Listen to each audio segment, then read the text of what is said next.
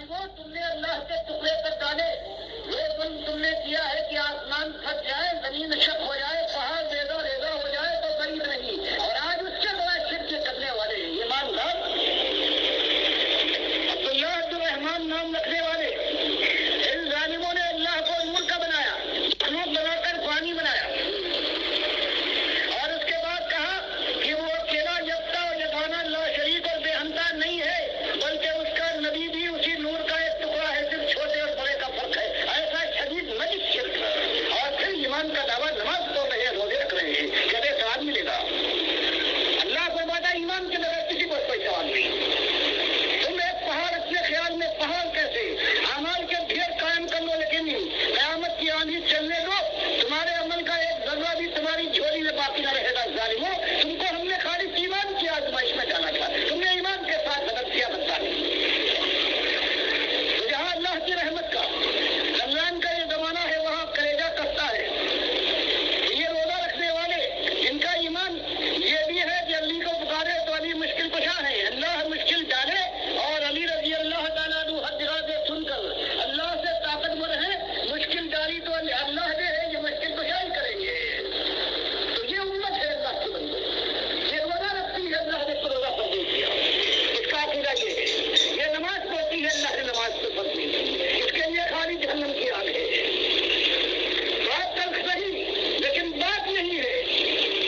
یہ چھپانے والے جو مان بھی کھاتے ہیں امت کا، ان مسجدوں میں جا کر کوئی مؤذن ہے، کوئی خطیب ہے، کوئی امامت کرتا ہے، بیچتا ہے اپنی عبادت کو، نماز پڑھاتا ہے، وہ بھی پیسے لے کر اپنی نماز نہیں پڑھتا، تراویح میں پیسے لیتا ہے، اپنی نماز اپنی تراویح نہیں پڑھتا۔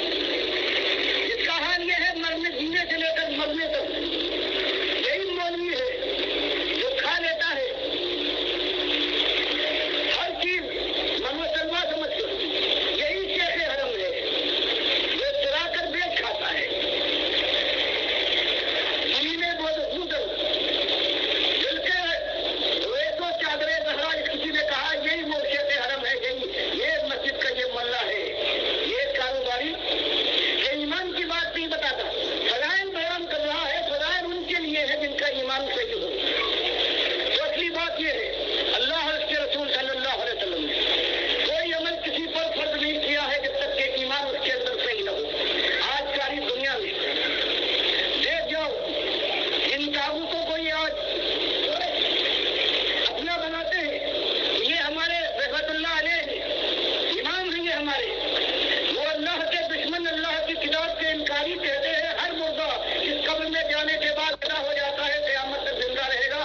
کاش آنے والے قبر کو جو آتا ہے اس کو پہچانتا ہے، اس کا سلام سنتا ہے، اس کا جواب دیتا ہے۔ بتاؤ یہ ظلم ایسے لوگ تابوتوں کو یارت اللہ کے بجائے جو رحمت اللہ علیہ اور اپنا امام مانے، یہ قوم ایسی بے شرم ہو گئی ہے کہ اللہ کے دشمنوں کو امام مانتی ہے۔ آج اس کی سیاسی جماعتیں ہیں، 9 بندے اس سے پہلے یاد ہے، 9 سال پہلے دین کے نام سے اٹھے تھے، کوئی کہتا ہے اقامت دین کے لیے ہم اٹھے، کوئی کہتا تھا یہ دین مصطفیٰ نظام مصطفیٰ کے لیے اٹھے، اور ان کا عالم یہ تھا چادریں چڑھاتے تھے، کبھی بڑی امام پر اور کبھی ناپاک پتن کے۔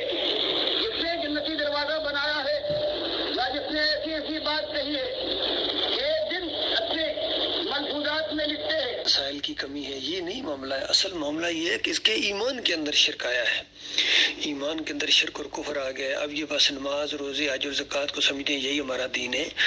اصل چیز یہ ہے کہ وہ ایمان کی روح نکل گئی ہے آپ کے اندر سے، وہ توحید کی وہ جو تڑپ ہوتی ہے، اور اللہ کے دین کے خلاف یہ جو کفر و شرک ہر جگہ پھیلایا گیا ہے، اس کو دیکھ کے جو دل کے اندر ایک ہوک اٹھتی ہے، وہ اب نہیں کہیں دیکھی جا رہی ہے۔ بہت کم لوگ ہیں جو ایمان خالص کے اوپر رہے ہیں۔ باقی یہ جو جماعت اٹھی تھی ایمان خالص کے اوپر، اس کے اندر بھی آگے جا کے محمد حنیف نے اس کے اندر شرک کا انجیکشن دے کے پھر ان کو مشرک بنا دیا۔ ہر دور میں اسی طرح ہوا ہے۔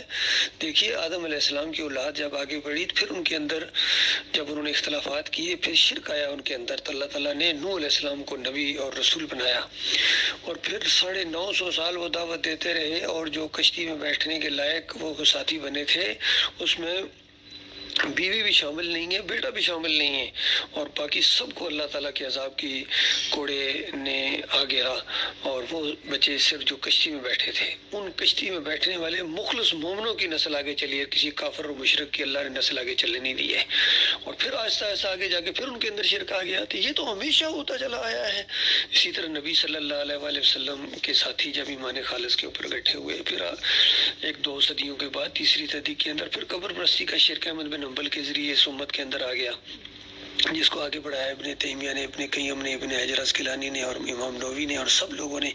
پھر صوفیہ کے ذریعے وحدت الوجود اور وحدت الشہود، عبد القادر جیلانی، محی الدین چشتی، علی اجویری جس کا ذکر ابھی ڈاکٹر صاحب کر رہے ہیں، کشف المجوب والے، پھر انفاس العارفین والے، شاہ ولی اللہ، اور پورا خاندان اسی کفر شرک کے بیڑے کو اٹھا کے آگے بڑھا۔ مودودی صاحب اور ڈاکٹر سارسی کی وکالت کرتے رہے۔ تو اللہ کے بندوں، یہ کفر شرک کا زور نہیں ٹوٹے گا جب تک اللہ کے بندوں کے اندر یہ ہمت پیدا نہیں ہوگی۔ اللہ کے راستے میں جہاد کرنا ہے، توحید کی دعوت دینی ہے، شرک کا رد کرنا ہے اعلانیہ، اور جہاں کہیں بھی کفر شرک کی آواز اٹھ رہی ہے اس کے خلاف بولنا ہے۔ ابھی اگر طاقت نہیں ہے تو طاقت آئے تو انشاءاللہ قوت کے ذریعے اس کو ختم کیا جائے گا، لیکن جب تک وہ طاقت نہیں ہے، زبان اللہ تعالیٰ نے دی ہے، اس کے خلاف زبان کھولی جائے۔ اور اس طرح ایک جماعت جو حق کے اوپر قائم ہے، اگر یہ تھوڑی ہے لیکن اللہ تعالیٰ اس کو غلبہ عطا فرمائے گا، ایمان خالص کے ذریعے غلبہ دین اسلام ہوگا۔ اللہ تعالیٰ ایسے مخلص لوگوں کے ساتھ ہمیں شامل رکھے۔ اب ہم ہیں ڈاکٹر مسعود الدین عثمانی رحمۃ اللہ علیہ کے اصلی ساتھی، اس دعوت کو انشاءاللہ اسی طرح لے کر آگے بڑھیں گے۔ کوئی ناراض ہو، کسی پر چوٹ لگے، ہمارے لیے ہمارے مالک کا وقار کافی ہے، ہم اللہ کے وقار کی جنگ انشاءاللہ مرتے دم تک لڑتے رہیں گے۔ باقی غلبہ اسلام کب ہوگا، یہ انقلاب کب آئے گا، یہ تو اللہ کا کام ہے، لیکن ہمارا کام یہی ہے کہ ہم سورۃ العصر کے جو 4 مطالبے ہیں، ایمان خالص، عمل صالح، متواصوا بالحق و متواصوا بالصبر، اس کی ڈیوٹیاں پوری کرتے رہیں۔ اللہ کی توفیق سے اللہ تعالیٰ ہم سب کو ایمان خالص پر قائم رکھے۔ آمین یا رب العالمین۔